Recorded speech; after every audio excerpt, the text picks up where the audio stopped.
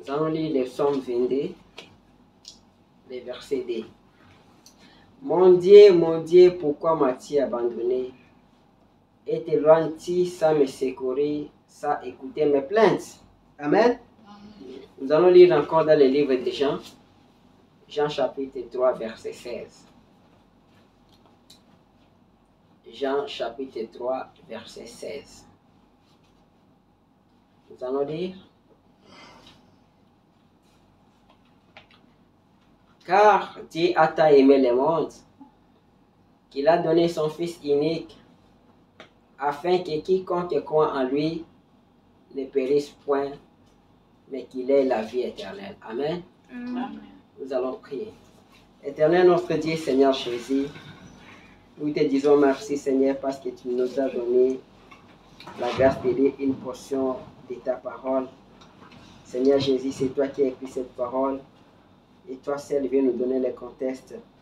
Seigneur, nous t'abandonnons cette réunion. Nous chassons tout ce qui n'est pas de toi à se lier au nom de Jésus-Christ. Bénis-nous, Seigneur, alors que nous allons écouter ta parole. Écarte-moi du chemin et que toi seul, l'auteur de la parole, tu puisses parler. Nous nous remettons, nous nous abandonnons à toi au nom de Jésus-Christ, notre Dieu. Amen. Amen. Que le Seigneur bénisse. Nous avons lu dans la Bible.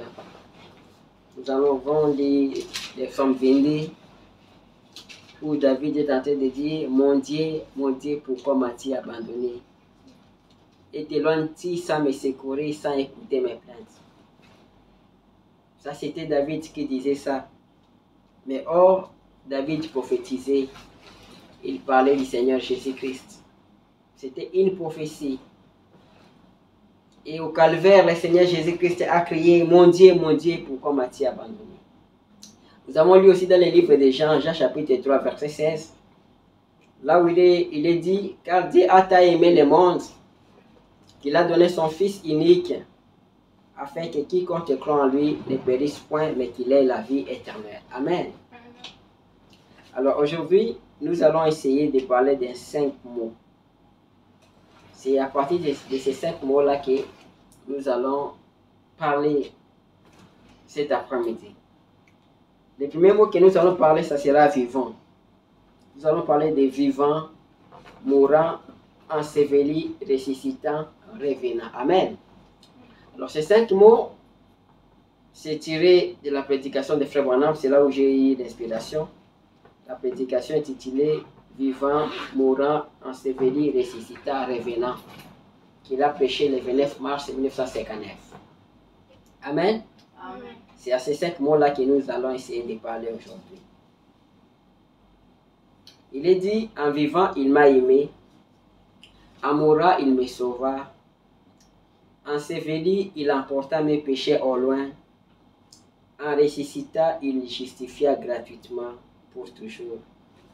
Un jour, il reviendra. Oh, quel jour glorieux. Amen. En vivant, il m'aima. En mourant, il me sauva. Quand il a été enseveli, il a emporté mes péchés au loin. Et quand il fut ressuscité, il m'avait justifié gratuitement. Et un jour, il viendra. Nous attendons sa seconde venue. Et ça sera un jour glorieux. Amen. Alors, nous allons commencer par vivant.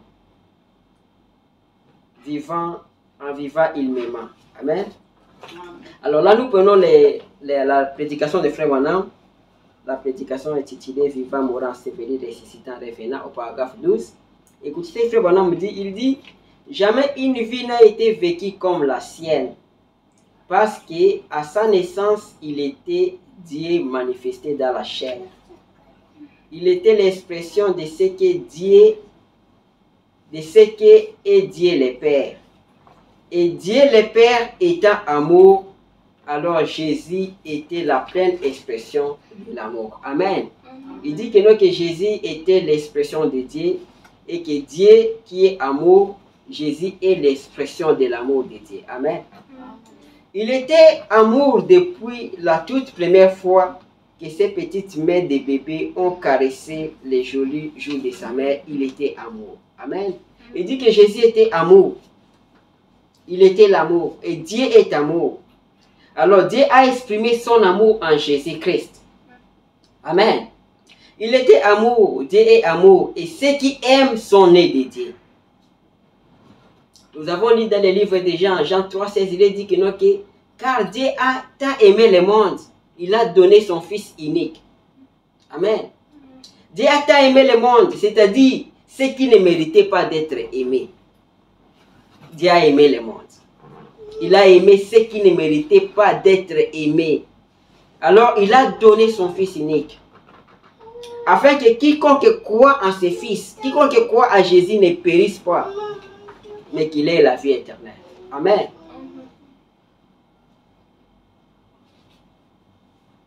Lorsque Jésus était ici sur terre, il était l'amour.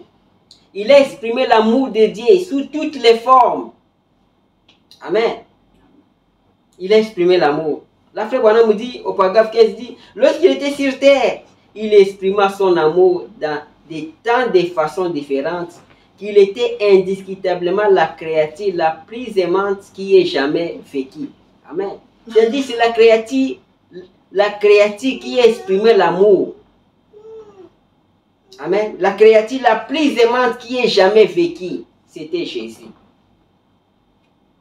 Amen.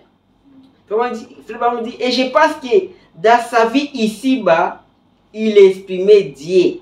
Et le seul moyen par lequel Dieu peut être exprimé aux gens, c'est par l'amour. Amen. C'est-à-dire Jésus, il exprimait Dieu. Et le seul moyen de Dieu pour s'exprimer aux gens, c'est au moyen de l'amour. Et Jésus a prouvé qu'il était Dieu parce qu'il avait l'amour. Amen. Un jour, les gens sont venus devant Jésus. Ils poursuivaient une femme, disant que, non, que cette femme a commis adultère. Ils ont condamné la femme, disant que, non, que la femme a commis adultère. Et toi, qu'est-ce que tu dis? Ces gens-là venaient, leur but était que, non, que Jésus leur dise que, non, que tuez la femme là. Mais Jésus, quand il a regardé la femme, Jésus a dit quoi? Il a dit, je ne te condamne pas. Moi, je ne te condamne pas. Mais seulement va et ne pêche plus. Jésus ne l'a pas jeté en pâture à ces gens-là qui cherchaient à lui tuer. À ces gens-là qui les suivaient comme des loups. Qui cherchaient à les lapider. Mais Jésus a dit que non, que va et ne pêche plus. Le cœur de Jésus était tendre, plein d'amour, il était bienveillant. Il s'est abaissé jusqu'au fond du péché dans lequel se trouvait cette femme. Et il a dit, je ne te condamne pas, mais va seulement et ne pêche plus. Il avait exprimé l'amour. Pendant que les autres cherchaient à condamner, cherchaient à tuer, à lapider la femme. Mais lui qui était l'expression de l'amour, il a regardé jusqu'au fond du péché de la femme. Et il a dit que non, que moi je ne te condamne pas. Parce qu'il était l'amour. Amen. Et un jour, lorsque Marthe et Marie pleuraient, ils pleuraient leurs frères. Ils étaient chagrinés, ils étaient chagrinés parce que leur frère, leur bien-aimé était mort. Jésus qui était Dieu, qui avait la puissance dans sa parole de ressusciter Lazare. Mais la Bible a dit que Jésus pleura. Jésus a pleuré. Pourquoi Jésus avait pleuré? Lui qui était Dieu. Il avait pleuré parce que son cœur était plein d'amour. Il avait vu que, non, que ses bien-aimés étaient chagrinés. Ses bien-aimés pleuraient. Voilà pourquoi lui aussi il a pleuré avec eux. Mais il a montré aussi qu'il est Dieu. Qu'il est capable aussi de ressusciter. Amen. Écoutez, paragraphe 18, Frère Branham il parle de ça. Il dit, et lorsqu'il s'est rendu à la tombe de Lazare, et je pense que c'est là il est un Dieu qui non seulement peut pardonner les péchés les plus bas qui puissent être commis, et prendre les coupables et les rendre innocents par son amour qui pardonne. Mais même après que la mort nous a réduits au silence, il s'intéresse toujours à nous. Amen. Amen. Même quand la mort nous réduit au silence, lui, il s'intéresse toujours à nous. Il est Dieu qui peut pardonner nos péchés. Il est Dieu qui peut rendre les coupables innocents. Amen. Il était Dieu.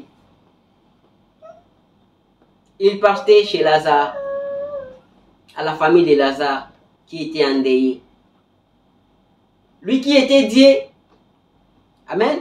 Écoutez, il dit, pourtant étant Dieu, il savait qu'il allait les ressusciter des morts. Il savait que lui avait été dit, dans ses paroles même se trouvait la puissance de les ressusciter de la tombe. Néanmoins, lorsqu'il vit pleurer Marthe, Marie et ceux qui aimaient Lazare, la Bible dit qu'il pleura. Amen. Qu'était-ce? C'était son grand cœur plein d'amour. Lorsqu'il vit cela, sachant que ses amis avaient du chagrin, il eut du chagrin avec eux. Amen.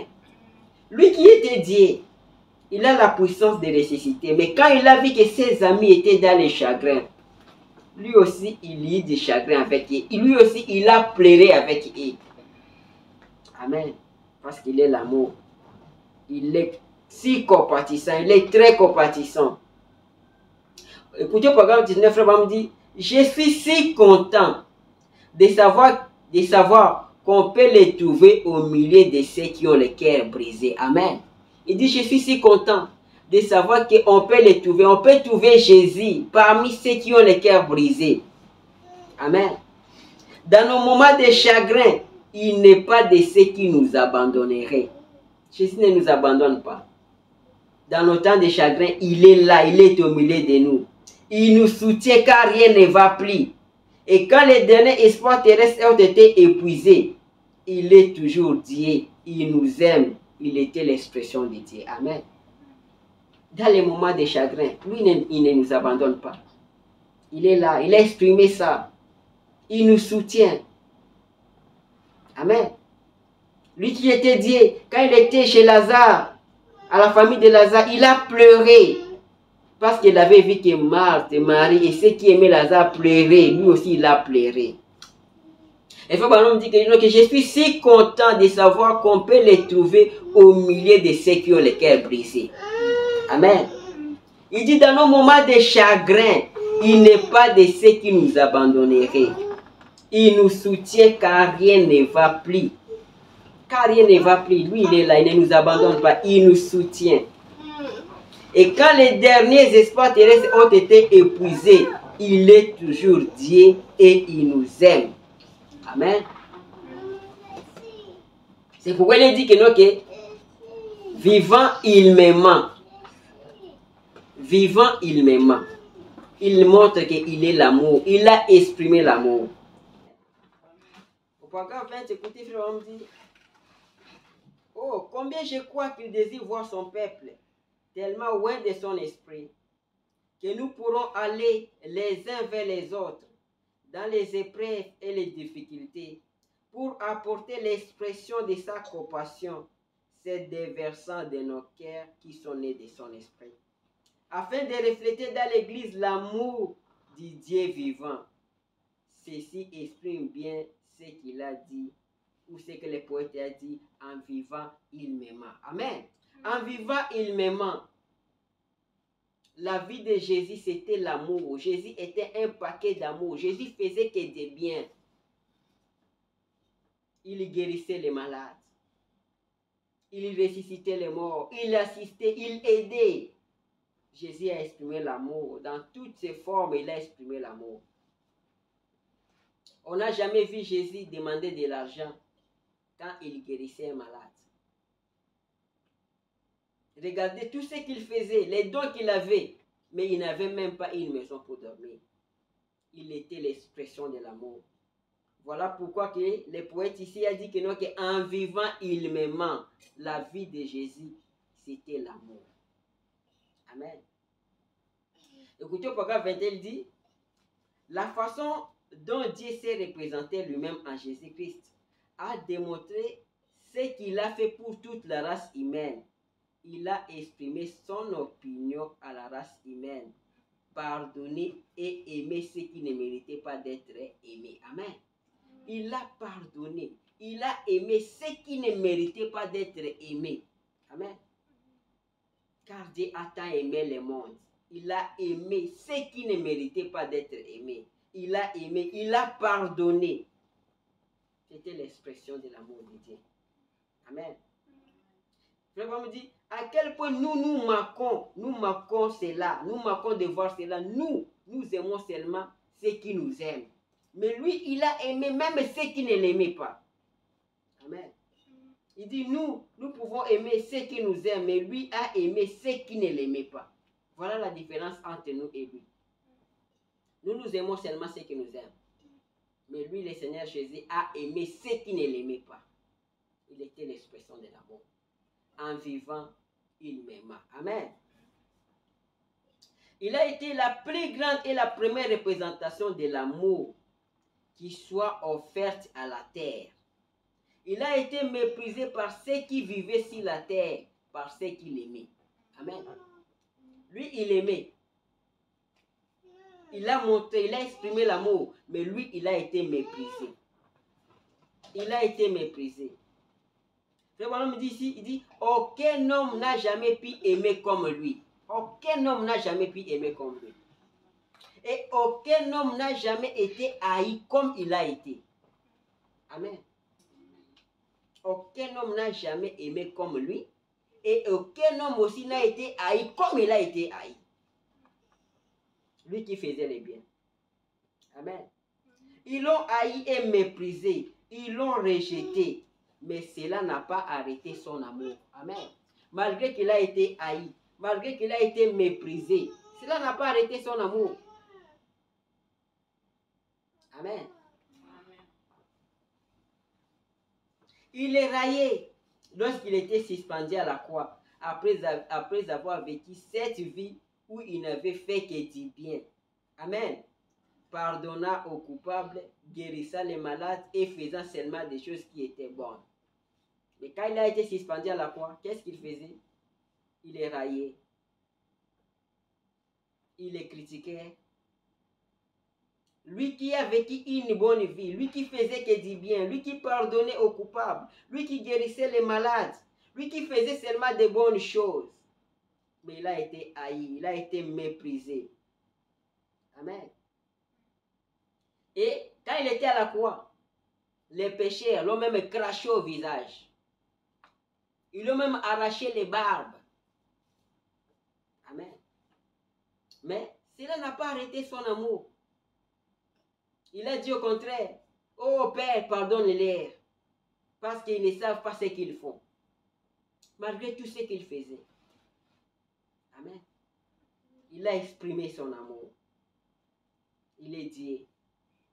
Il peut comprendre. Il comprenait que ce sont des humains. Ils ne comprennent pas ce qu'ils font. Il était Dieu, il comprenait. Amen. Au paragraphe 23, écoutez, frère me dit, il pouvait comprendre. Étant Dieu, il comprend. C'est pourquoi il pouvait nous aimer alors que nous n'étions pas aimables. Amen. C'est parce qu'il est Dieu et qu'il comprend. Amen. En vivant, il m'aima. Jamais une vie pareille n'a été vécue parce que c'était une vie toute enveloppée d'amour. Amen.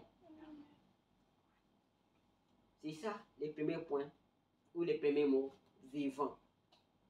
Nous disons en vivant, il m'aima. Sa vie a prouvé qu'il était l'expression de l'amour. Il a fait que du bien. Il a aimé ceux qui ne pouvaient pas être aimés. Malgré son amour, mais les gens les haïssaient. Mais cela n'a pas arrêté son amour. Parce qu'il est l'expression de l'amour. Il était le paquet d'amour. Amen. Maintenant, le deuxième point, ou soit le deuxième mot, c'est mourant. On dit mourant, en mourant, il me sauva. Amen. Le premier point, on a dit que nous qui vivant, il m'aima, mais en mourant, il me sauva. Amen. Alors là, nous prenons les paragraphes 24 de la même prédication. Écoutez, frère Branham. On dit, le salaire du péché, c'est la mort. Et cela ne pouvait pas être modifié. Cela ne pouvait s'arranger d'aucune autre manière, car Dieu est suprême, il est infini, il est juge des cieux et de la terre. Il dit, le salaire du péché, c'est la mort. Amen. C'est-à-dire, étant des pécheurs, notre salaire, c'était la mort. Cette mort-là, c'est la séparation totale avec Dieu. Parce que vous avez péché, vous devez aller en enfer. C'était ça le salaire du péché. Mais lui, qui est l'amour, qu'est-ce qu'il a fait? Écoutez. Je continue, il dit, le salaire du péché, c'est la mort. C'est la mort. Et personne ne pouvait payer cette rançon pour quelqu'un d'autre. Amen. C'est-à-dire que cette rançon, personne ne pouvait payer. Parce que le salaire du péché, c'était la mort. C'est la mort. Et nous tous, nous sommes coupables. Personne ne pouvait payer ça. Amen. En effet, tout homme, quand bien même il mourait pour un autre homme, n'en était pas moins coupable pour commencer. Même si quelqu'un d'autre, même si un autre homme mourait à ta place, il est aussi coupable. Donc, le salaire du péché, c'est la mort. C'est-à-dire, nous tous, nous étions condamnés. Condamnés à l'enfer. Condamnés à la séparation totale avec Dieu. Pas un seul d'entre nous ne pouvait aider l'autre, car nous étions tous coupables. Nous sommes nés dans les péchés, conçus dans l'iniquité, venus au monde en proférant des mensonges. Pas un rayon d'espoir nulle part. Nous étions condamnés à mort par Dieu. Nous tous, nous étions condamnés à mort par Dieu. Parce que le salaire du péché, c'est la mort. Pas seulement nous les hommes, même d'autres créatures, nous tous, nous étions condamnés. Amen.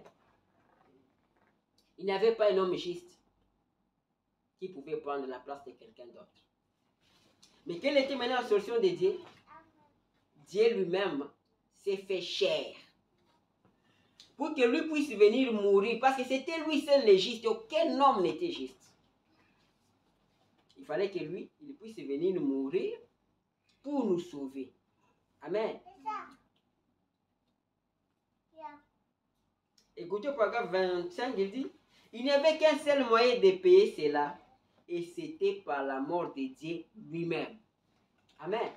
Nous tous, nous étions des pécheurs. Nous tous, nous étions condamnés. Personne ne pouvait payer la dette ou payer les rançons de quelqu'un. Il fallait que Dieu lui-même puisse payer cette dette. Et comment il va payer cette dette? Il fallait que Dieu puisse mourir. Et comment Dieu va mourir? Parce que Dieu est esprit. Étant esprit, Dieu ne pouvait pas mourir.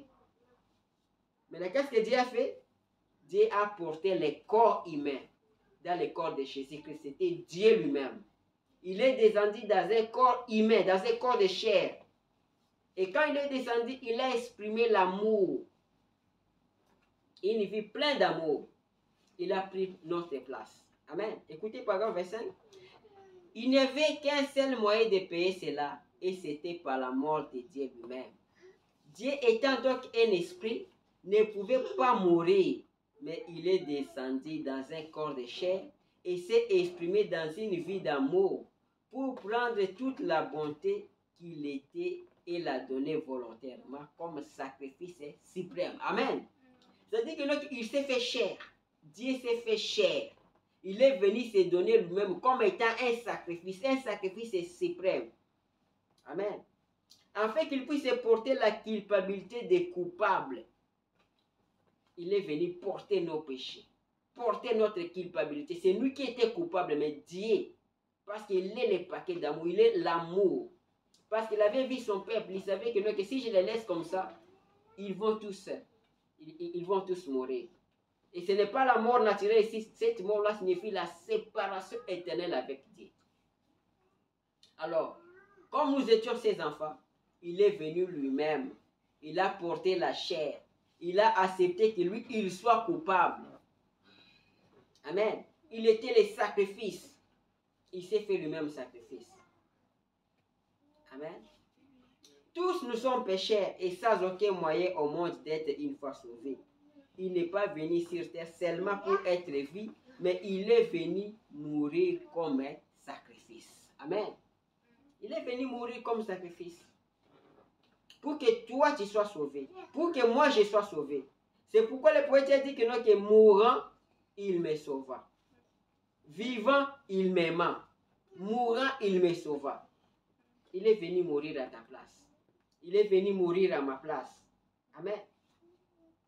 À l'époque, dans l'Ancien Testament, quand les enfants d'Israël commettaient du péché, ils amenaient des taureaux, ils faisaient des sacrifices. Mais ces sacrifices-là ne pouvaient rien faire. Ça n'ôtait pas les péchés. Il fallait que les vrais sacrifices puissent venir. Abel avait exprimé ça dans le livre de la Genèse, quand il avait tué l'agneau. Mais il y avait le vrai agneau, l'agneau de Dieu, Christ Jésus. Les vrais sacrifices. Amen. Au programme verset, écoutez. Lorsque l'agneau de Dieu immolé dès la fin de la fondation du monde est venu prendre la place des pécheurs coupables, qu'il a été brisé, meurtri, ridiculisé, raillé, et qu'il a connu une mort qu'aucune créature ne pouvait connaître, sauf Dieu lui-même. Amen. Il a connu une mort qu'aucune créature ne pouvait connaître, sauf Dieu lui-même. Amen. Et que ses cheveux qui lui retombaient sur les épaules étaient pleins de sang qui dégouttait par terre. Cela exprima combien horrible est le péché. Lorsqu'il dit mourir pour racheter l'homme d'une vie de péché, il est mort. Ses cheveux pleins de sang. Il est mort d'une mort qu'aucun humain ne pouvait mourir. Et pourtant, il est innocent. Mais il a pris la place du coupable. Il a pris ta place. C'est pourquoi, en mourant, il me sauva. En mourant, il te sauva. Amen. Aucun être ne pouvait supporter cette mort. Il est dit que lorsqu'il transperçait son côté, il a sorti du sang et de l'eau. Amen. Personne, même si on te scié, jamais ça ne peut sortir du sang et de l'eau. Mais quand lui, on l'a transpercé les côtes, il est sorti du sang et de l'eau. Pourquoi? Il a connu une mort que personne ne pouvait mourir de cette façon-là. Lui qui était innocent. Mais parce qu'il a aimé son peuple, parce qu'il nous a aimés, parce qu'il est amour, il a accepté de prendre ta place. Il a accepté de prendre ma place. C'est pourquoi en mourant, il me sauva. Il est mort d'une mort au point que quand on l'a transpercé les côtes, il est sorti du sang et de l'eau. Ça ne peut jamais se faire. Mais pourquoi il est sorti comme ça? Amen. Écoutez, frère Bonhomme, au programme, il dit, ce n'est pas à cause de la lance romaine qu'il est mort. Il dit non, ce n'est pas ça. Ce n'est pas à cause de la lance romaine qu'il est mort. Ni non plus à cause de la perte des sangs, car il y avait encore du sang dans son corps. Il est mort non pas à cause de la lance romaine, ou des clous à forcer dans ses mains, ou de la couronne d'épines qu'ils avaient placée sur lui. Mais il est mort du chagrin. Amen. Il est mort du chagrin. Ce n'est pas à cause de la lance. Ce n'est pas à cause des clous. Ce n'est pas parce qu'il a été fouetté, tapé, mais il est mort du chagrin. Parce qu'il est venu chez les siens et les siens ne l'ont pas reçu. Il est mort d'un brisement du cœur. Un brisement du cœur. Il est mort du chagrin. Amen. Il savait que ces mêmes créatures temporaires pour lesquelles il allait mourir dans le but de les racheter, lui avaient craché au visage et il était rejeté des hommes. Voilà pourquoi il était mort. Il est venu chez les siens, il est venu aider, il est venu exprimer l'amour. Mais on l'avait rejeté. On l'a craché au visage. Lui qui est Dieu, il est mort du chagrin. Il est mort d'un brisement du cœur. Voyez que les gens que lui, il a aimé. Amen. Il a porté nos péchés. Au point que Dieu l'a abandonné, Dieu l'a laissé. Et il a crié, mon Dieu, pourquoi m'as-tu abandonné? Parce qu'il avait porté les péchés. Et Dieu, quand il porte les péchés, quand tu es pécheur, Dieu se sépare de toi. Et Dieu l'a laissé, Dieu s'est séparé, Dieu l'a abandonné parce qu'il avait porté les péchés du monde. Il avait porté nos péchés. Amen. Écoutez, au paragraphe 30, frère Branham dit, oh, comme c'est terrible ce que le péché fait. Il sépare l'homme de Dieu. Et lui était le sacrifice expiatoire qui devait être offert pour nos péchés. Il fut séparé de la présence de Dieu. Les péchés l'en avaient séparé. Dieu plaça nos péchés sur lui et il fut séparé de Dieu. Amen. Quand il a porté nos péchés, il fut séparé de Dieu. C'est pourquoi il a crié, mon Dieu, pourquoi m'as-tu abandonné? Parce qu'il avait porté les péchés. Et quand vous êtes pécheur, quand vous commettez un péché, vous vous séparez de Dieu parce que Dieu ne supporte pas les péchés. Amen. Il dit, et parce qu'il était abandonné et avait pris cette place, qu'il a vu son peuple vers lequel il était venu comme sauveur, en lui offrant la vie qu'il avait rejetée. Cela l'avait tellement affligé qu'il en fut le cœur brisé, au point que le sang et l'eau, les éléments chimiques de son corps, se séparèrent. C'est-à-dire qu'il était tellement affligé. C'est ce qui a fait que l'eau et le sang s'est séparés de son corps. Parce qu'il était affligé. Il avait un brisement de cœur. Il avait le chagrin de voir que c'est qui il a aimé. Ils l'ont abandonné, ils l'ont rejeté. Amen. Au paragraphe 30, écoutez, frère Branham il dit, l'homme ne saura jamais ce que cela a été. Voilà la raison, c'est que personne d'autre ne pourrait jamais mourir comme cela. Il dit, personne ne pourrait mourir comme cela. Écoutez, il dit, peu importe combien vous pourrez être tourmenté et qu'on vous enchaîne par les pieds, ou qu'on vous scie centimètre par centimètre, ou qu'on vous brûle à petit feu, vous ne pourriez mourir de la même mort. Même si on vous scie centimètre par centimètre, vous ne mourrez jamais comme lui, il était mort. Pourquoi? Car votre constitution n'est pas pareille. Il fallait qu'il soit Dieu. Il devait être plus qu'un homme dans sa constitution. Dieu mourit. Là, c'était Dieu qui mourait. Dieu qui est innocent. Mais nous sommes des coupables. Parfois, on peut te tuer parce que tu as fait quelque chose. Mais lui, il est mort étant innocent. Il est mort parce qu'il a aimé, parce qu'il t'a aimé, parce qu'il m'a aimé. Voilà pourquoi il est mort. Dieu est mort. Il est mort, lequel brisé, tellement affligé pour le monde, qu'une réaction chimique qui ne pourrait pas se produire en vous, s'est produite dans son corps. Peu importe la condition quantitative, jamais l'eau et le sang vont se séparer. Jamais. Il dit, peu importe la manière dont tu mourras, jamais le sang et l'eau peuvent se séparer de ton corps. Et pourquoi cela est arrivé? Parce qu'il est mort du chagrin, un brisement du cœur. Amen.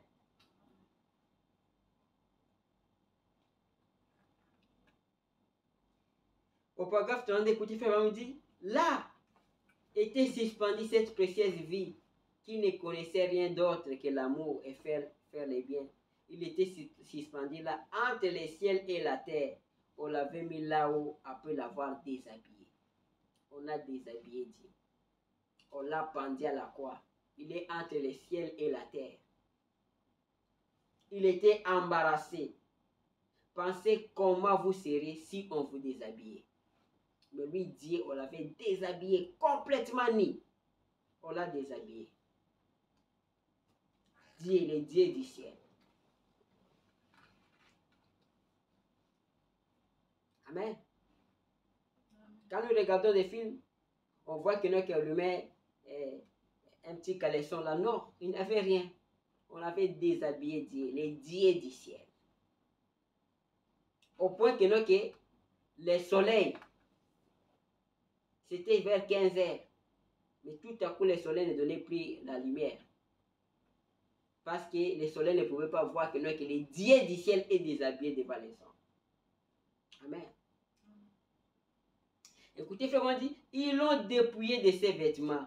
Il portait une robe. Ils l'ont arraché de lui. Et ceux-là sont tirés au sort. Il a été embarrassé à l'extrême. Et pourtant, lui qui est Dieu se tenir là et laisser des pécheurs lui cracher au visage. Dieu, regardez son amour. Il laisse les pécheurs lui cracher au visage. Il laisse les pécheurs lui déshabiller. Quel amour. Amen. Au point que les rochers se sont fendus. Au point même que les rideaux du temple de Jérusalem s'est déchiré de voir ce qui s'est passé ces jours-là. Les dieux du ciel être déshabillés par des pécheurs. Les dieux du ciel être frappés par des pécheurs. Mais cette mort était importante pour nous. Parce que en mourant, il me sauva. C'est avec cette mort-là que le prix a été payé. C'est cette mort-là qui nous a sauvés. Amen. Alors maintenant, nous allons parler du troisième point, qui est enseveli. Nous avons dit, en vivant, il m'aima. La vie de Jésus, c'était l'amour. Il a prouvé l'amour. En mourant, il me sauva. Nous avons dit qu'il a pris notre place. Parce que nous tous, nous étions condamnés.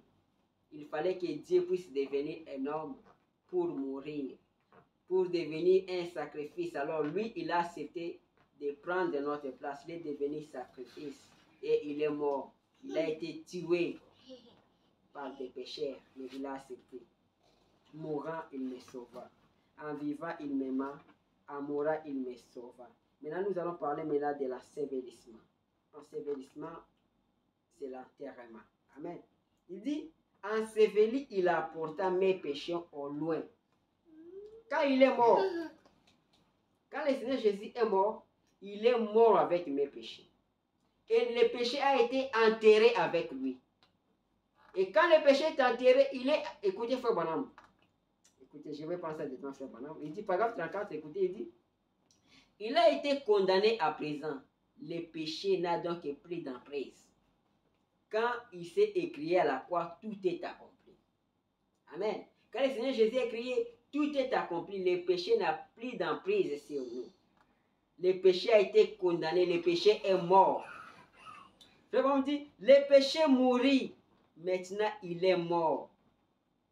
Amen. Ça n'est fini de lui. Le péché est mort. Il n'a plus de pouvoir.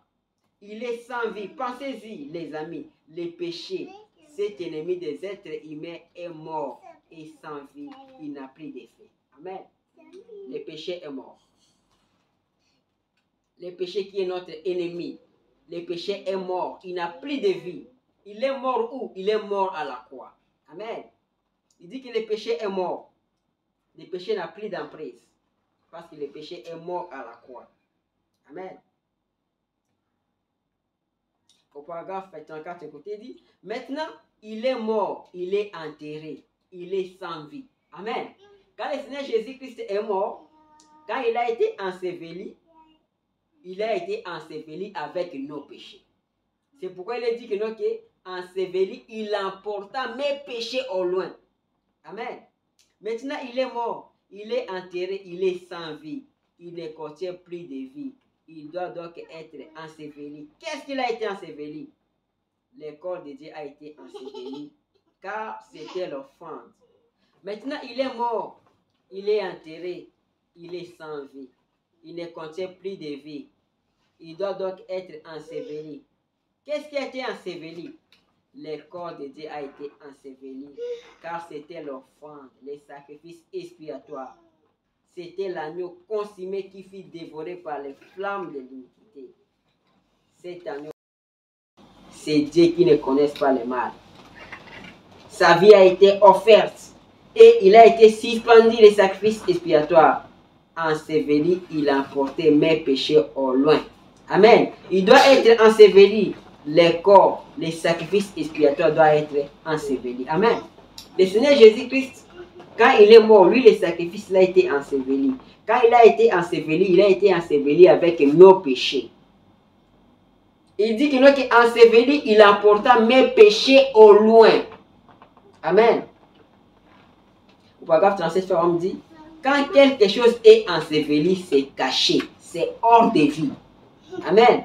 Et enseveli, il emporta mes péchés au loin. Dieu ne peut plus jamais voir nos péchés parce qu'ils sont ensevelis. Amen. Il dit que Dieu ne peut plus voir nos péchés parce que nos péchés sont ensevelis. Amen. Nos péchés sont ensevelis. Ils sont ensevelis où? Dans la mer de l'oubli. Amen. Nos péchés sont ensevelis dans la mer de l'oubli. Amen. Pensez à une mer d'oubli. Dieu ne peut plus s'en souvenir parce qu'ils sont à la fois morts et ensevelis. Amen. Nos péchés sont morts. Nos péchés sont ensevelis. Ils sont ensevelis dans la mer de l'oubli. Amen.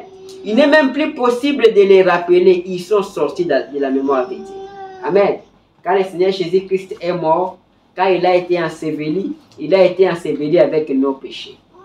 Nos péchés sont morts. Nos péchés sont ensevelis. Ensevelis où? Ensevelis dans la mer de l'oubli. Et Dieu ne peut plus se rappeler de nos péchés. Amen. Voilà ce qu'a fait l'ensevelissement du Seigneur Jésus-Christ. Quand il a été enseveli, il emporta mes péchés au loin. Amen. En vivant, il m'aima. En mourant, il me sauva. Enseveli, il emporta mes péchés au loin. Amen. C'est-à-dire, la vie du Seigneur Jésus-Christ en vivant, il m'aima. Sa vie a montré qu'il était un paquet d'amour. Il était l'amour. Il a exprimé l'amour. En mourant, il me sauva. Parce que c'est sa mort qui m'a sauvé. C'est sa mort qui m'a sauvé. En mourant, il me sauva. Parce qu'il était le sacrifice. Il était le vrai agneau de Dieu. Enseveli, il a emporté mes péchés au loin. Il a été enseveli. Il a été enterré avec mes péchés. Mes péchés sont morts. Mes péchés sont ensevelis. Ensevelis où? Dans la mer de l'oubli. Et Dieu a oublié cela. Ça ne peut plus remonter dans la mémoire de Dieu. Amen. Il s'est chargé des péchés des gens et les a emportés jusqu'au fond du Hadès. Il était le sacrifice expiatoire. Il avait sur lui les péchés des gens. Il est mort pour eux. Et en plus, ces péchés ont été placés sur lui. Il a emporté nos péchés au loin.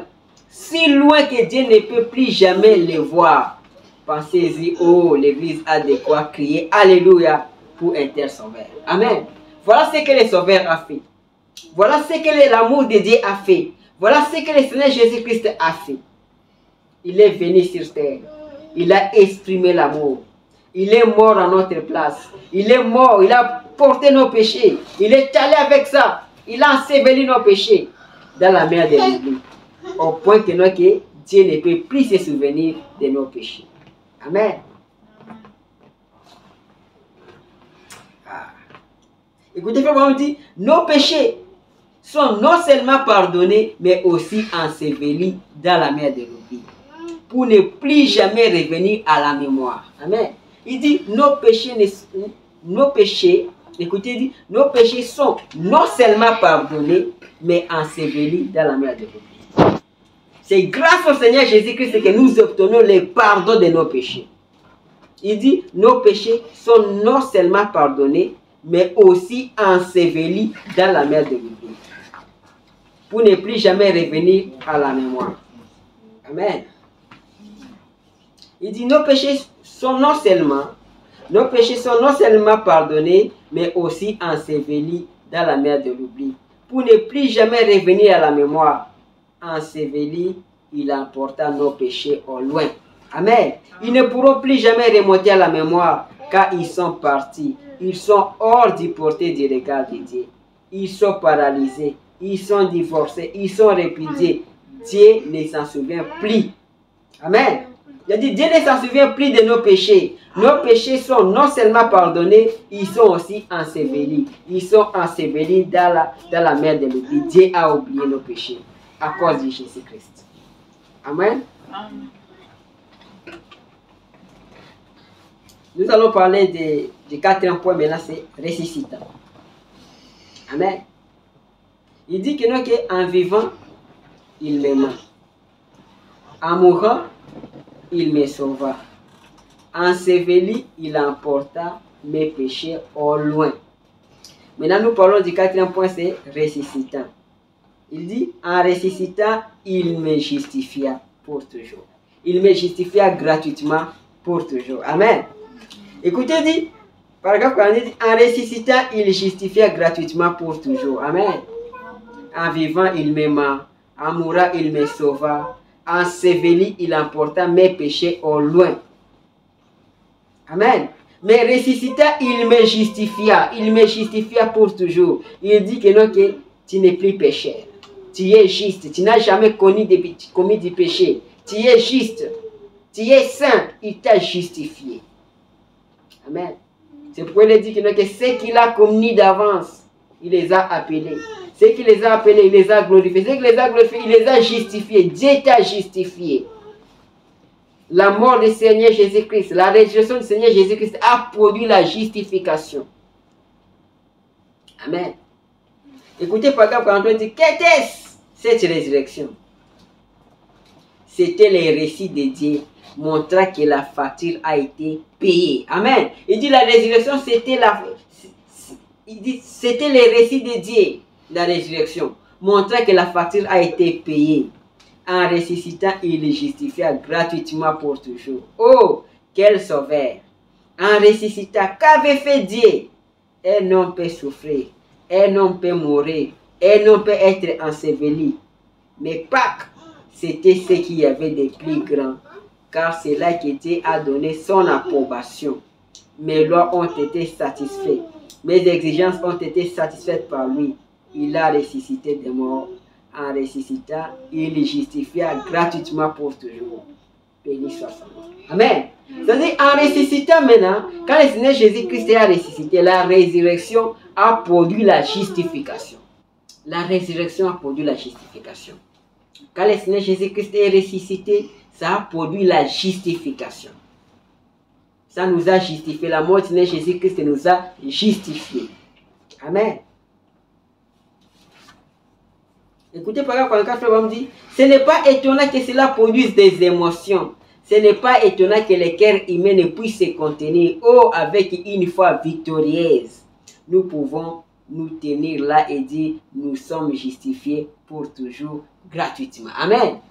Nous pouvons nous tenir et dire, nous sommes justifiés pour toujours gratuitement. Ne te considère plus qu'étant un pécheur. Tu as été justifié pour toujours. Parce qu'il est mort et a été enseveli. Et Dieu l'a ressuscité les matins de Pâques. Amen. Alors, Dieu a montré que tout était accepté. Tout ce qu'il avait fait, tout a été largement payé. Vous pouvez à présent vous en aller libre. Amen. Vous êtes maintenant libre. Quand le Seigneur Jésus-Christ a été ressuscité, Dieu a prouvé que tout a été payé. Ces exigences étaient acceptées. Nous sommes maintenant libres. Voilà ce qui a produit la résurrection. En ressuscitant, il est justifié gratuitement pour toujours. Amen. Écoutez, Frère me dit, il dit, oh, personne ne saura jamais, ne pourra jamais s'imaginer quel jour glorieux se fit lorsqu'il ressuscita et que les anges virent cela dans les cieux des cieux. Les anges ont chanté les louanges de Dieu et se sont réjouis, tandis que les siens de l'Ancien Testament qui se trouvaient dans le paradis criaient Alléluia. En ressuscitant, il les justifia. Vous voyez, même ceux qui étaient dans le paradis, même les anges, la résurrection, quand ils ont entendu que le Seigneur Jésus-Christ était ressuscité, c'était un grand cri de joie. Le ciel avait tremblé, la terre avait tremblé, le paradis avait tremblé, même l'enfer avait tremblé quand le Seigneur Jésus-Christ était ressuscité. Il est sorti de la tombe. En ressuscitant, il nous a justifiés. La résurrection a produit la justification. Amen. Les péchés sont pardonnés. Tous ces sacrifices auraient pu n'être qu'un mythe. Tous ces sacrifices auraient pu faillir. Mais quand il ressuscita le matin de Pâques, Dieu a prouvé qu'il avait agréé celui-là. Amen. Propagande 40, 47, écoutez, dit 47 jours plus tard, lorsqu'il était là, parlant à ses enfants, la gravitation commença à perdre son emprise. Le travail était terminé. Les prix avaient été payés. Il tenait les récits dans sa main. C'était les récits de Dieu. Il avait les enfants, l'église, les croyants. Tout péché était vaincu. les sentiers avaient été dégagés, il ne pouvait plus rester sur terre. Le travail est terminé. Le Seigneur Jésus-Christ a payé le prix. Il est ressuscité. Maintenant, il doit partir. Il doit maintenant partir. Mais avant de partir, qu'est-ce qu'il a dit? Il a dit, allez. Il a donné une commission à son église. Il dit, allez par tout le monde et prêchez la bonne nouvelle à toute la création. Voilà ce qui est sorti de ses lèvres. Il dit, allez par tout le monde et prêchez la bonne nouvelle à toute la création. Celui qui croira et qui sera baptisé sera sauvé. Et celui qui ne croira pas sera condamné. Avant de monter au ciel, c'est ce qu'il a dit. Il dit, voici les miracles qui accompagneront ceux qui auront cru. À mon nom, ils chasseront les démons. Ils parleront de nouvelles langues. S'ils saisissent des serpents ou boivent quelques breuvages mortels, cela ne leur fera point de mal. Ils imposeront les mains aux malades et les malades seront guéris. Il a donné une commission avant qu'ils puissent monter. Amen. Le péché n'a plus d'emprise. Il dit, je suis mort pour vous. Dieu a prouvé cela et il a donné la résurrection pour récit. Et parce que je vis, vous vivez aussi. Amen. Il dit, parce que je vis, vous vivez aussi. Dieu a prouvé. La résurrection a prouvé. La résurrection, c'était les récits que Dieu a prouvé cela. Amen. Il dit, parce que je vis, vous vivez aussi. Je vais monter, mais un jour, je reviendrai. Amen. Un jour, je reviendrai. C'est avec ça que nous allons parler maintenant du cinquième point, revenant. Il dit, un jour, il reviendra au jour glorieux. Amen. Nous attendons qu'il revienne.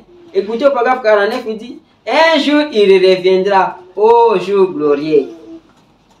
Vivant, mourant, enseveli, ressuscitant, revenant. L'espérance de l'Église aujourd'hui. Amen. Il dit, la seconde venue du Seigneur Jésus, que c'est ça l'espérance de l'Église aujourd'hui. L'Église attend le Seigneur Jésus-Christ revenir. Il dit, nous attendons ce jour glorieux quand il reviendra. Il dit, c'est ça notre espérance. Amen. Il dit, nous attendons sa venue. C'est ça l'espérance de l'Église. En vivant, il m'aima. En mourant, il me sauva. Enseveli, il emporta mes péchés au loin. En ressuscitant, il justifia gratuitement pour toujours. Un jour, il reviendra au jour glorieux. Nous attendons ces glorieux jours. Amen. C'est ça notre espérance. C'est l'espérance de l'Église. La seconde venue de Christ. Frère Branham me dit, qu'était-ce? 5 choses en 5 lettres. Jésus. J-E-S-I-S. Amen. Il dit, en vivant, il m'aima. En mourant, il me sauva. Enseveli, il emporta mes péchés au loin. En ressuscitant, il les justifia gratuitement pour toujours. Un jour, il reviendra au jour glorieux. Amen. Il dit, nous attendons sa seconde venue. Un de ces matins clairs et sans nuages, car les morts en Christ ressusciteront et qu'ils partageront la gloire de cette résurrection. Quand ces élus se rassembleront dans leur maison au-delà du ciel, quand la paix retentira là-haut, je serai là. Amen. Pourquoi? Je l'ai récit, il est ressuscité. Comment le savez-vous? Il vit dans mon cœur. Il vit dans le cœur de son Église. Amen. Le Seigneur Jésus-Christ est ressuscité. Comment vous le savez? C'est parce qu'il vit dans mon cœur. Il vit dans ton cœur. Il vit dans le cœur de son Église. Amen. Oh, que le Seigneur vous bénisse.